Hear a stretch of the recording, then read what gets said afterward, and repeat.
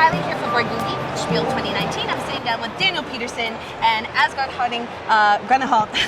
And you guys are from Days of Wonder, or as the studio, and you've brought us a very hotly anticipated title here for 2019, which is Deep Blue. Yes. A game of a little bit of push your luck, and a little bit of adventuring, and a little bit of competitive diving. Yeah, exactly. All right, I'm going to get this out of our way. Take us through the adventure of Deep Blue. Yes, so I mean, adventure is a good word because during the 6 years we've been developing this game, I've always seen it like a movie, like an adventure movie. So this is one big treasure hunt taking place, but all of us have got hold of the same treasure map. Right, so we all know here there's a lot of wreck sites divided out here on the board, and we're all going to start with 2 boats in here in the harbor.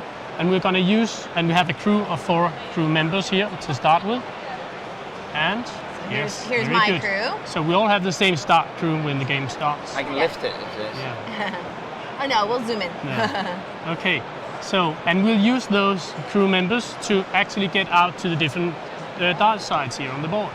So during the game, if I may, just point at one of the boats here.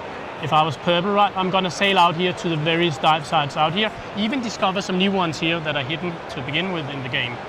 And I play cards. You can see there are cards that have some certain propellers that you use to that. I was going to say, I'm sure Yes. that would be used for movement. Yes, so you can do that. And you have others that have actually money on them. And you can do that because they're here, over here, there's kind of a market with different new crews you can get that can help you sail more or be even better at diving, finding treasures, all like that. So you're gonna kind of assemble your crew, the best possible crew in the game, but you also need that crew to actually get out and dive at the various sites. So here's where it gets exciting. Imagine you're out here diving here on a crew, and then one of the players who are here can take the dive action.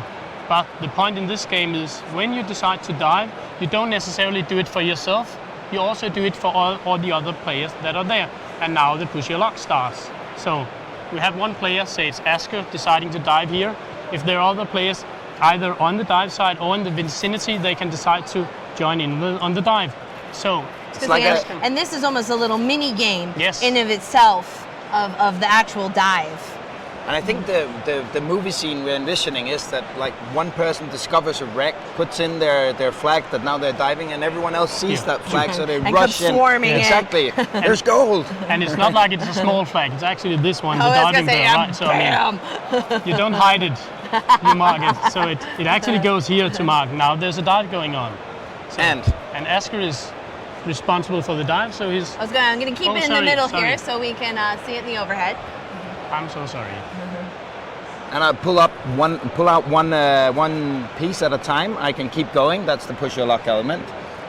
Or I can stop at any point. And the reason I might want to stop is that there are hazards down here.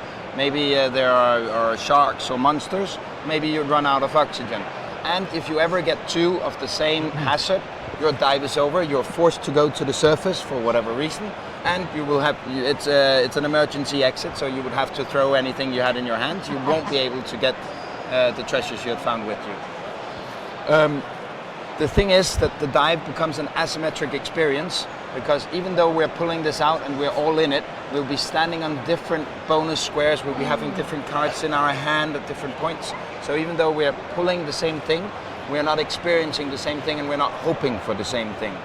I am in control even if, exactly, yeah. So imagine Asger drawing the red gem out of the bag, and I'm holding this card that allows me to play it and get a lot of points when he does that. I mean, so even I can benefit a lot from the dive that Asger is taking. Right. As you come out here and explore, you will eventually discover some tiles that have the extra compass in here. And as you can also see, the illustrations fit here. I don't know if you can see.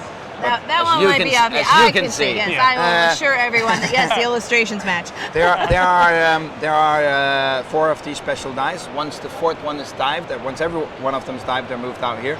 Once the 4th one is dived, the game's over. So there has to be a certain amount of exploration Sure. to trigger the end of the game. Yes. And you don't know exactly. It could be the first 4. It's very statistically unlikely, but it will happen eventually somewhere. But you don't necessarily get to do all the dives, so the length of the game is also different. So even there's a push your luck element. If you end up investing in buying a lot of cards, you are spending actions doing that instead of getting out, and someone else might rush the game and try to finish it before you get a chance to actually get into it.